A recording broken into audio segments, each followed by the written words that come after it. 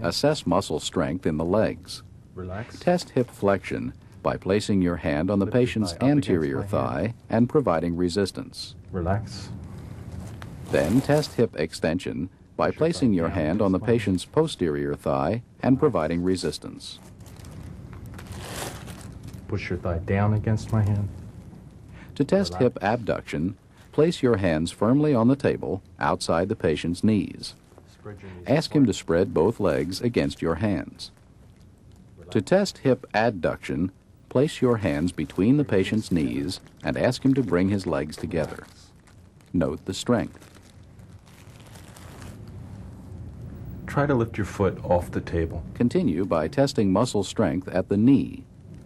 To assess extension, support the patient's knee in flexion and ask him to straighten his leg against your hand. Try to lift this foot off the table. Note the strength and compare it with the other side. Relax. Don't let me lift this foot off the table.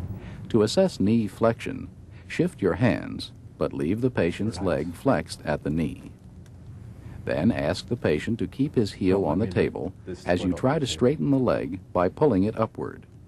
Again, note the strength and compare it with the other knee. Finally, test dorsiflexion and plantar flexion at the ankle by asking the patient to pull up and push down against your hand. All of these tests can also be performed with the patient seated and holding on to the table for support. Your knee up towards the ceiling. Hip flexion, Put your knees apart. hip Hard abduction, as you can. Relax. Your knees hip together. adduction, Hard as you can.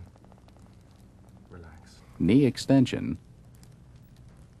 knee flexion, Relax. Down against my ankle hand. plantar flexion, Relax. and ankle dorsiflexion. Relax.